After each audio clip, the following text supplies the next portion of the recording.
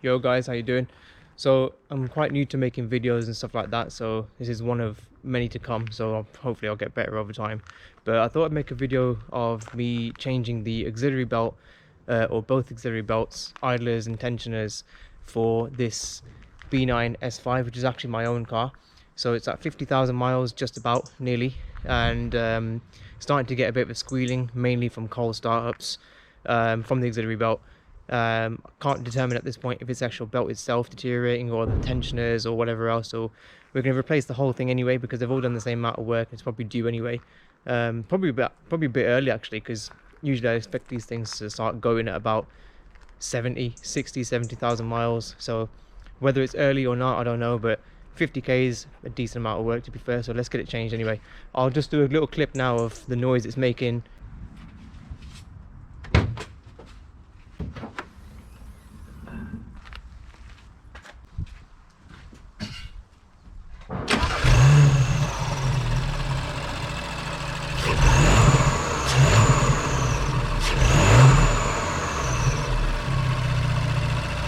There doesn't seem to be much of how to do this on YouTube or anything else for that matter, so I thought I'd make as detailed a video as possible to help anybody else out if they're going to be tackling this themselves, or just if you're interested in what's involved in getting this done. And of course it has to rain because obviously we're in the UK, and when the hell does it not rain?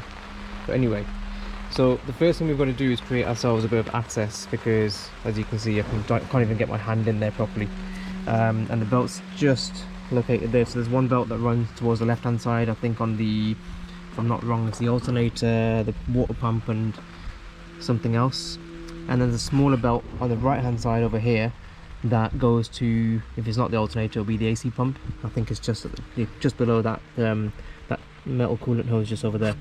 So we need to put this car into service position, which is going to be the first time I'm doing one of these, so this will be interesting. But effectively the bumper's going to come off, potentially the headlights, just to save them from getting damaged if I can get it out without actually, well, let's see if I can put the thing into service mode without taking the headlights off. But if I have to take them out, I think they're only sort of 3 bolts and a bit of maneuvering around this area here and they should come out.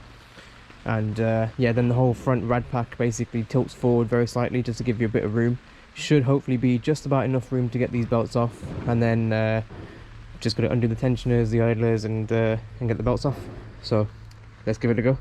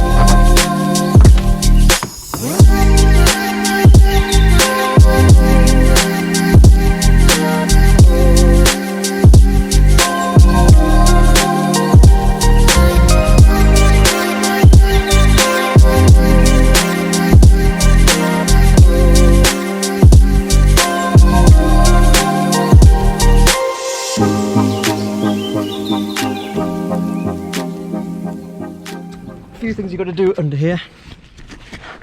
So there's a T25 just there, a T30 and a T30, the same on that side. I think I might be missing some, God knows. Anyway, yeah, I think it's these two, and definitely that one that need to come off. So while you're here, you might as well get them off right now.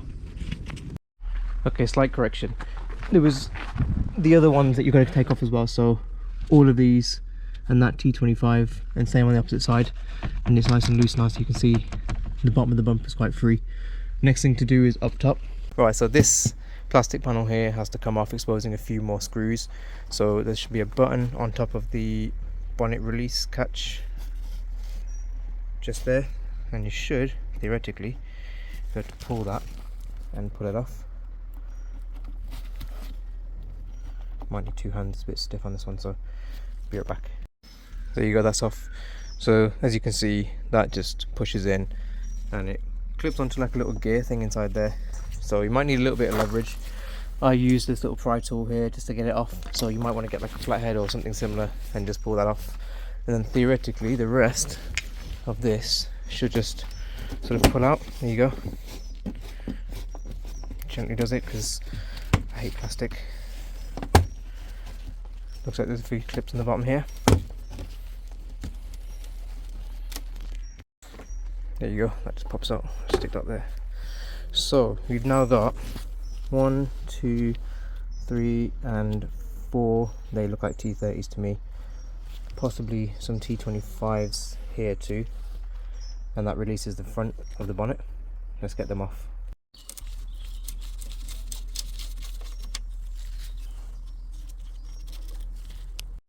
Okay, so I've just brought the car back down again and just turned the wheel in a bit, and it exposes a few T25s. So there are 4, I think. There's 1, 2, oh, I'm not even looking at it.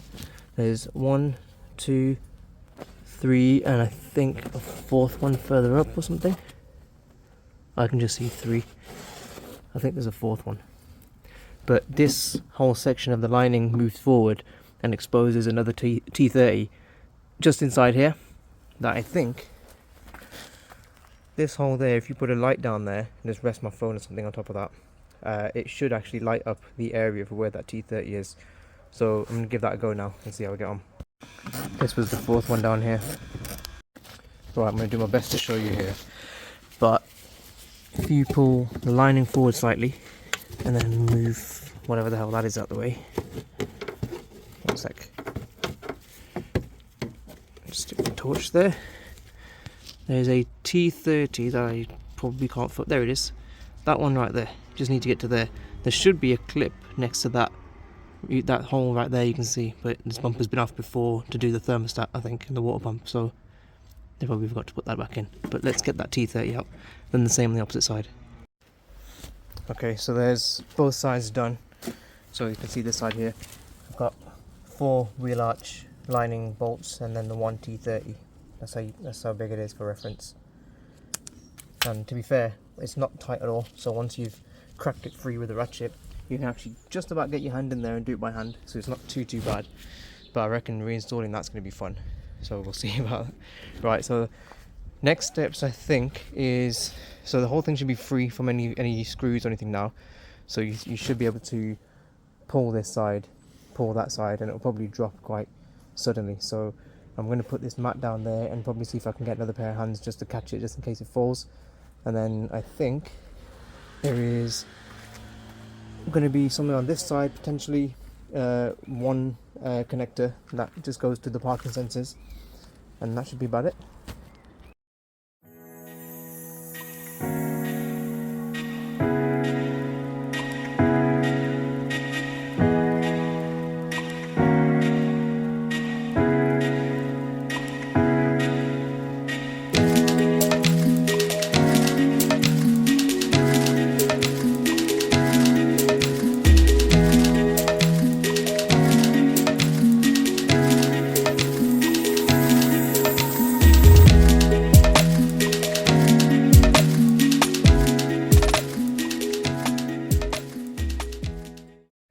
Okay, that wasn't fun, but what you can see now is the headlights are both out.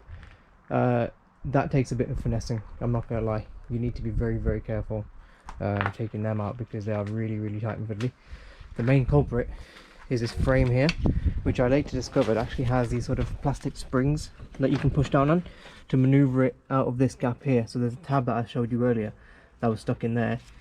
You can maneuver it by pushing down and forward and gently taking your time and kind of getting it out. And then obviously there's one connector, which is you pull that tab back and squeeze downwards. It will be tight if it's not been off before, so I use that same pry bar over there just to tease it out slightly. One thing to do as well is make sure you take this off beforehand, your headlight washer. Stick a microfiber or something on this area and this area up here, just to prevent damaging your headlight. I have kind of scratched mine a little bit now, and you know, I learnt my lesson for that side, so learn from me. And then once you've done that, take your chassis bolts out, which are 2 there, and you probably can't see it now, but 2 there. Same on that side, and the whole thing will just literally tilt forward. So yeah, as I mentioned, once you've got this clearance here, the tensioner for the first bolt is just there. So get yourself a 16 and then push to the left hand side, and you'll feel the tensioner losing tension, and you can pull that first belt off. And then I'm yet to come to the other side because I think it's a Torx to undo that the tension on this side. So yeah, get this first belt off first, and then you can get your caps off and take your pulleys off. There's the old tensioner, 2 T45 screws and the belt, and here's the new tensioner, new bolts here. Just snapped that pulley there, but I'm going to take it off anyway. And that's a M10 multi-spline to get out of there. Just going to take this off now, put this all back in. New tensioner in, just by hand. There's 2 screws, one at the top here and one just underneath the pin. I'd probably say don't take the pin out just yet. It'll be easier to put the belt on, route it round, and then you can probably pull that out by a magnet or something, or by hand. But just put a bit of pressure on the 16mm again, and then release the tension.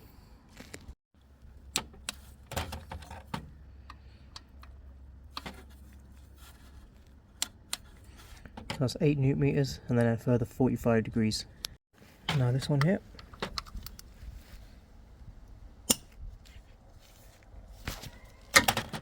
Oops.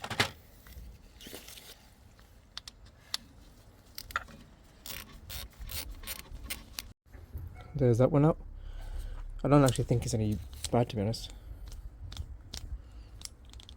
Don't think I can hear any bearing noises, but it's probably just a combination of a little bit of age in the tensioners and maybe this and the belt and whatever else, but let's get this swapped over.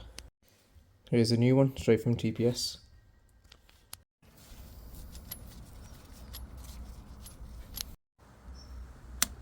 That's 25 Nm and no degrees. Just going to stick that cap back on now, protect that bolt from any rust or whatever. Should just clip back in.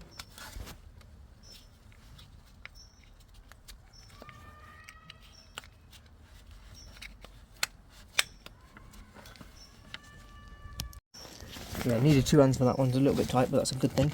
But there you go, that one's in. Okay, so this one is a little bit misleading when you first do it. The only way to get it off is to undo this 13mm nut on the top first, and then stick a T55 in there, and I think you push downwards so that the pulley kind of comes up and left. Obviously downwards is where the tension is, so it needs to come upwards, and you'll see it. Then it literally just falls into position. So that was not too bad, to be fair. There's the new one. Doesn't have that little red ring inside this one, but oh well. There's the 4th pulley out. The clearance in that gap just there for the 4th one, as you can see, there's the just at the top there. That's where it goes into. What I did was put a M10 multi-spline inside a ratchet spanner, just because the clearance is nothing, and then that's just about good enough to get it out. It needs a bit more force because you haven't got the leverage, and obviously torquing it up is going to be a bit of a challenge now, so I might just have to do it by feel. But obviously the top one and the other one were 25 Nm, so I can get a feel for that, and this one's going to be 25 as well, so that's what you got to do. Okay, time for the new belt. Obviously you've got to do the inner one first, which is this one. That's the first belt on. So the best way to do it, if I didn't put it into the video, is crank first. Just leave it under the, well, over the tensioner just here, on top of the, this is the AC pulley. Yeah, also, yeah, AC pulley. Then underneath that idler just there, and then once you've got those 3 on, then push it underneath the tensioner, because you can obviously swing this up, and then obviously that will go down afterwards to then apply tension. There you go, that's in and torqued. Just make sure while you're here that it's all sitting properly on the pulleys, and then when you're happy with it, just stick this cap back on. Probably going to need 2 hands again. Then same thing for the bottom one, just torque up the bottom pulley and put the cap back on. And there's the second belt on. So there's a pin, as I mentioned earlier, just in the bottom of the tensioner there. So I'm going to get a 16 on there, just to put pressure on it downwards, just to get the pin out with a magnet, and then pull it back up again. I think that's the way it goes. Yeah, pull it upwards to put tension onto the belt, and we should be good.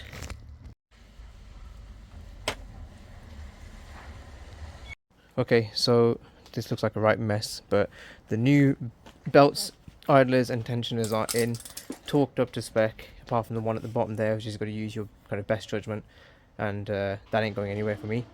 In reverse order, I'm not going to record all of this because you've seen how to get to this stage, but I'm going to put the two headlights back in, plug them in, probably put all the 3 bolts until the front slam panel comes back on, then put it up, 4 bolts into this side, 4 bolts into that side, and then sort of make sure all the cables are all plugged back into where they need to go to, and put the bumper back on. Okay, so it's the next day now, and it's all finished, all done, all buttoned back up together again. I didn't show obviously the procedure to putting it all back together, but basically what I said in that last clip then was precisely what I did. So you've got to put the front section of the car, so the slam panel and all that rad pack and everything like that, you've got to put that back up first and line that up before you put the headlights in. Otherwise it's quite difficult to get the headlights in. But then put the headlights back in the exact same way that you took them out. So the back of the headlight that's closest to the wing goes in first, and then you swing it in so that the tab that meets into the center of that frame then can go behind that frame again. So you can push that plastic spring on the frame down and over to get the tab of that headlight back in again. You'll know what I mean if you come to doing it. It's easier to see it than it is to explain it, but on that last clip you should understand from there. You'll then need to align the headlight a little bit. I had to take my bumper back off again just to put the headlight slightly lower because there was a little gap between the bottom of the headlight and the top of the bumper, and then put it back on again. So a little bit of time taken up there, and then it got dark, so I couldn't film the rest of the video. So what I'll do now is I'll just show you now how it's running, and it's quiet as anything. It's exactly how it was from factory, and yeah, we're back together again, so I'll show you now.